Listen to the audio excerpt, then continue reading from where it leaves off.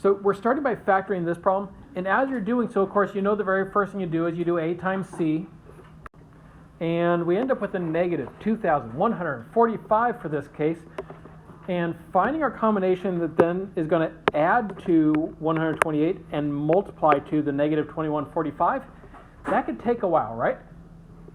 Because we got a lot of different things we can look through. And what we're going to be doing today is we're going to be looking at some strategies on how we can know what to do with this, like how to make our lives easier instead of having to search everything. Because otherwise, unless you can just look at it and know, and this is not one that we can just look at it and know particular, we tend to just do like 2145 divided by 1.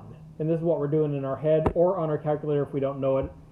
And then we see what that gives us. We say, well, that doesn't add to our 128, so then I do the negative 2145 divided by 2. Now let's see if that adds to 128, and that one doesn't. And we just keep going and keep going. And if we do that, there are a lot of different possibilities for us to check here. In fact, we can pretty much guarantee that our answer is one of these, but only one of these. There's 46 different options to check here. By the way, before we go too much further, why is it 46? Why didn't I keep going to 47? Well, it actually has to do with what's happening with the types of numbers we get out of these. So like, let's go to the very first one. If I divide 2145 by 1, is my answer going to be bigger or smaller than 1? Yeah, if we ignore the negative at least, that would be bigger. What about if I do the negative 2145 divided by 2? Will that answer be bigger or smaller than 2? Again, ignoring the negative, right? That'd be bigger than the 2, right? But there will come a point when I can divide by a number and the answer will actually be smaller than what I put in. And at that point, the answers that it could give us would be ones that we already tried. So we don't need to actually go through and check every single number between 0, or rather 1, and 2,145. We only need to check a few of them, relatively speaking. So how do I know where that number is? It's actually the square root of 2,145. Now, if you actually do that square root, it gives you a number of about 46.3. So what that tells me is that if I divide 2,145 by any number less than 46, I'm going to get a bigger number. If I do 2,145 divided by any number bigger than 47 or more, I'm going to end up with a smaller number. Because this 46.3, that's the point where they're the same. And so we could actually figure out what's the maximum I need to check because of taking the square root to be able to kind of figure out a starting point. But there's other hints that we can look at too here. Because like in this case, you notice the number that we're going to be adding to? It's not all that big, comparatively speaking. So, I don't know, maybe it's 46, but I have a feeling it's probably going to be more like in here someplace. But, you know, we're really going to have to do the division to figure that out. It's going to take a little bit of hunting. But one of the things that you will learn is that eventually you'll be able to just kind of look at this number and be like, I'm betting it's going to be a big number or a small number. You're going to see some things like that. All right. So we know that there's 46 different possibilities we need to check. And actually, why is it 46 and not, let's say, 2,100? Because, I mean, I could check everything from 1 to 46, but I could also check everything from like 47 up to 2145, right? Why would I want to do the 1 through 46 instead? Yeah, because there's fewer of them, right? From 1 to 46, there's 46 numbers. From 47 to 2,145, there's about 2,100 numbers that we would have to check. So again, by starting low, below the square root at least, we can get ourselves in a more narrow area to be able to look at. All right, so now I want to try to look at this set of all these different possible numbers, and I want to figure out which ones do I actually need to check and which ones don't I need to check. And there's actually a lot of clues that we can know, because I don't want to have to actually do divide by 1, divide by 2, divide by 3, divide by 4, especially because I can know right away that a bunch of those aren't going to work. So let's talk about how we can rule some things out here.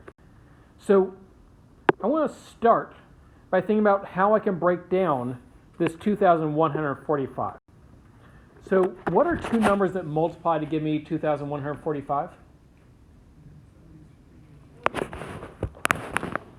Well, the one that jumps out to me is 55 and 39. Because remember, those are the two numbers that we multiplied in order to get the 2,145. So, of course, those definitely work, right? Well, what multiplies to give me 55? Yeah, 5 and 11. And what multiplies to give me 39? Yep, the 3 and the 13. These numbers, do any of those break down anymore? No. That means that the only numbers that go into 2,145 are these four and any other numbers that we can make from those four. So for instance, notice that 2 is not one of the numbers. Because 2 is not one of the numbers, I know that any number that would require a 2 to go into it, like 2 or 4 or 6, all of those numbers can be ruled out. We don't need to check them.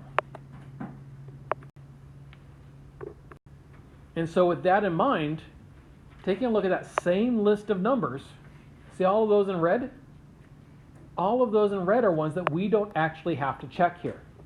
Because, like, I know I can't divide it by 2 because 2 was not one of the numbers that I could break the 2,145 into. And because 2 doesn't work, every single multiple of 2 also does not work. So right away, we're able to rule out a whole bunch there. What about 3? Well, yes, 3 was one of our options, right? So I do have to check 3. And I don't need to check 4 because 2 was required for that. I do need to check 5, 6, 7. 7 was not one of our numbers, right? And so if I just go through and look only at the ones that I can make out of using the 3, 5, 11, and 13, these are the only numbers I have left to check. So I brought my 46 combinations down to 11. Now, are you actually going to be writing all this out when you do one of these problems? No. But this is kind of that mental process of what you're doing behind the scenes as we're doing one of these. Because you probably are breaking out your calculator and you probably are doing 2,145 divided by a bunch of different numbers, trying to find the winning combination. So if you do this part in your head, you're helping yourself get there a lot faster. So I only need to check these 11. If I even had to check every single one of these, this is what I'd end up with. Now you notice there's still a few decimals that crept in. For instance, like the 9 here. That still gives us a decimal. That's because the 9 actually requires 2 3s and we only had 1 3. But I don't expect us to have to look out for that kind of stuff as much. We don't need to worry about that level of precision because normally this is going to be enough to narrow down our search. All right, so taking a look up there, do you see a winning combination? Yeah, I see 15 and the 143 is looking pretty good. Because if I do 15 plus negative 143, I get a negative 128. That's negative. That's good, but it's not great, right? I don't want that to be a negative 128. I want that to be a positive 128 because this is positive up here. So what do I do in order to make that a positive number instead? Yeah, since we're affecting that answer, that affects everything on the other side as well. It flips all those signs. So it means then we're dealing with a negative 15 and a positive 143. So that's our winning combination. We've been doing enough of these types of problems now where finding this combination is where you probably will be spending most of your time. That's why we're talking about some strategies today for finding those faster. Once you've found that to be able to break up your middle number, your B value, into those two numbers, now it's following the exact same process as what you were following all last week. So let's make sure we got that process down. Go ahead and finish it out from here if you haven't already.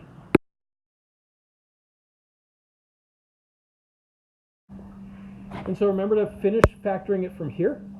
we say what factors out of the first two terms and only the first two terms.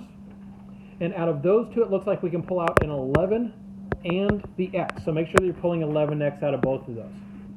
Now, when factoring out the last two terms as well, it can be very tempting at this point to want to just factor out a 3.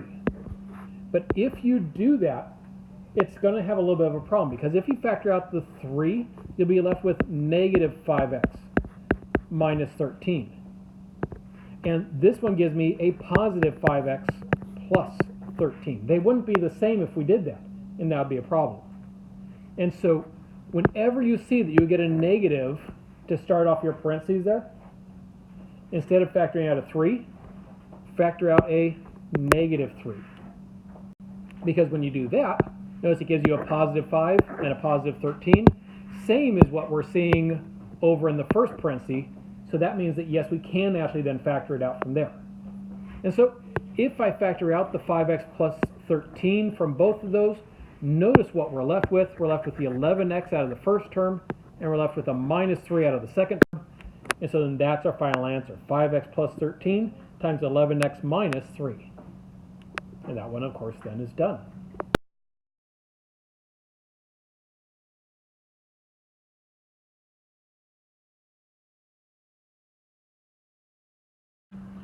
So for this one, we're going to be adding to 372 and multiplying to a negative 1885. All right, now, the first thing that I notice when I look at one of these is I notice that this middle number is relatively large. That is, it's noticeably bigger than the two numbers that I used to multiply to the 1885.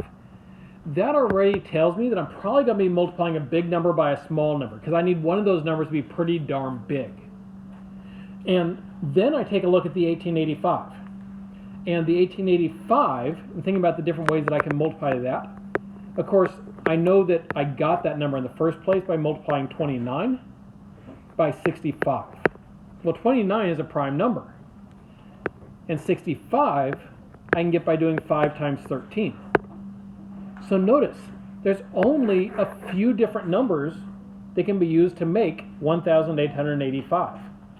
And knowing that one of the numbers has to be very big and the other one fairly small, the very first one that I would check then is 5. And if that didn't work, then I would try 13, and then I'd go on to 29. But if you divide by 5, you get the winning combination right there. Because 1,885 divided by 5 is 377. And since we're multiplying to a negative and adding to a positive, I have one positive, the bigger number positive, and a negative. And so notice that by just being aware of a few little things like this, you're just kind of doing this in the background in your brain as you start looking for your combination. You can get to this line much faster that way. Now, once you get to this line, then it's a matter of following the exact same steps that we learned about last week, which hopefully now we're starting to feel a little bit familiar. All right, and so we factor out of the first two terms. Out of those two, we can pull out the 29x. And yes, there is an x in both of those terms, so we pull out the x with it. In the last two terms, we can pull out 5, but because this is a negative 5x here, we actually want to pull out the negative 5. And once we get here, notice we got the x plus 13 and the x plus 13. They're both the same, which tells us that we did it right. As long as those two parentheses are the same, then we know we must have done something right to get there. Now I can go ahead and factor out that x plus 13, and I'm left with the 29x minus 5 in the other. And we're done.